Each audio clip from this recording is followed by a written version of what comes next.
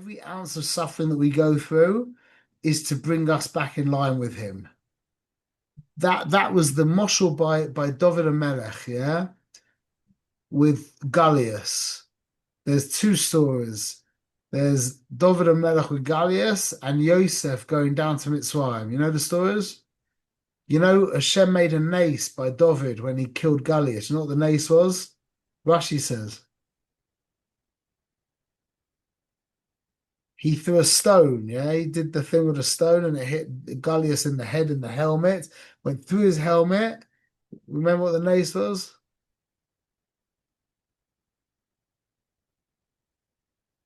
The nace was he fell forward.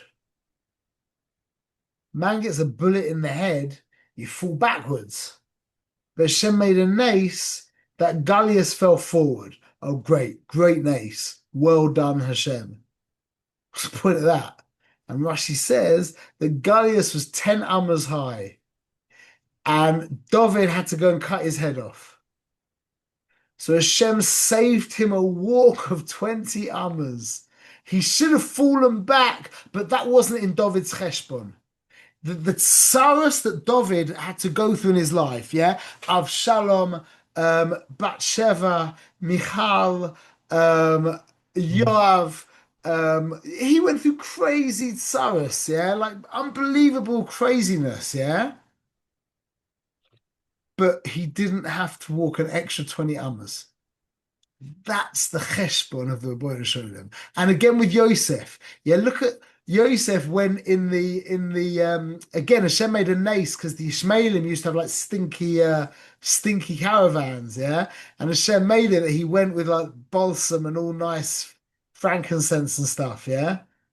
And then you ask, he sat in a dungeon for 17 years. He went through Ashes Potiphar. He went through the sorrows of his brothers.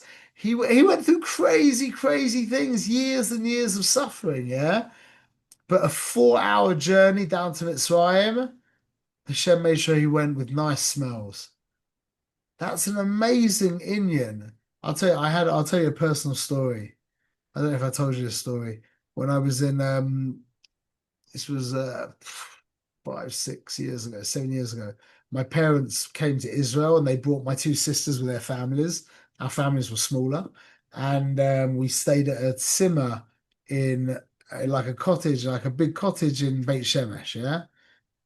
And my knee, I've learned now it's gout, yeah. I didn't know that then, yeah. My knee locked, like it locked and it puffed up, and it was the most unbearable pain. Yeah. Since then, I've been through another few episodes of stuff like this, but it was malnourished to the point where after like 3 hours of suffering, I ended up getting an ambulance to the hospital. That was how bad it was. Yeah. But I remember it was so painful, but there were two things that were unbelievable. Is that this place was built like not like a lot of places in Israel are generally built very kind of makeshift and very kind of like Middle Eastern kind of like, you know, this place was built with like oak wood, like solid, everything was so solid that meant that I was able to hold on to like there was a bedpost and I was able to wrap my hand around a curtain and put all my weight on it and stand there for like 2 hours.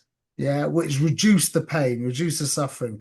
Plus, we had a freezer full of bottled water that hadn't frozen but was freezing cold. Yeah. Like endless bottles, like, 30, 40 bottles. So I was able to sit there with someone, one of my family, pouring freezing cold water on my leg and holding this thing like that. And I just remember thinking to Ribono Shel Olam, I'm going through such suffering right now, but obviously there's a cheshbon and you needed to reduce my suffering by this amount. And it gave me such chizuk to get through the whole Sipur. When you said, and this is the chizuk, yeah. when you're going through tsaros, and we all go through tsaros, whether it's shalom bayis or chinuch banim or mazon or panasa or whatever, sorry, or panasa, whatever the tsaros are, yeah, health issues. And there's always some little respite there's always that little that it could it only be for a little moment, yeah. But there's always something that just reduces the pain for a moment. Yeah, that's the bonus shalom right there. Chop it. And remember that the tsaros that you're going through right now is absolutely essential, and he's giving you to the absolute chut hasara mamash that you shouldn't just like imagine this. You're all powerful, yeah, and you're all good, and you've got a son, and you're trying to you want him to become absolutely gewaldic. You want him to just to be to absolutely max out on his potential, yeah? And you've got access to everything in the whole world, everything in the whole wide world, yeah? And you can do whatever you want. But you know that the only way of pulling him into gear is by he needs to go through some heavy stuff right now because he needs to put himself into shape. And if I keep stroking his back like I've been doing for the past however many years, he's just going down and down. If I want him to really get on track, I've got no option. I've really got no option because he's not going to listen to anything else. I'm going to have to do some heavy stuff, yeah? But I'm not going to do a nano drop more than what he needs. Not a nano drop more. That's such a chizuk. That is such a chizuk in this world. And when you see that he saved you, like, why did that have to go right? Look, everything's gone wrong. Yeah, 10 things out of 10 things have gone wrong, and the 11th thing goes right. Why did you do that, HaShem? Why was that? It should have all gone wrong, no? That's the chizuk. Always cut that little bit. It's like you can imagine when that happens, yeah, that's like Gullius just fell forward. Yeah. There was no reason why that should have gone wrong. It should have gone right. Everything's been going wrong. The fact that that's gone right there, that's that thing, that curtain that I was holding on to. That's Gullius falling forward. That's the caravan of incense. And even though Gullius falling forward was 20 Amma's walk in 70 years of suffering, and that 4 hour caravan ride, and with the nice smells, was 4 hours in many years of pain and suffering. But that's what reminds you, that's what you use to remind you that this is all on a cheshbon, on an absolute perfect cheshbon.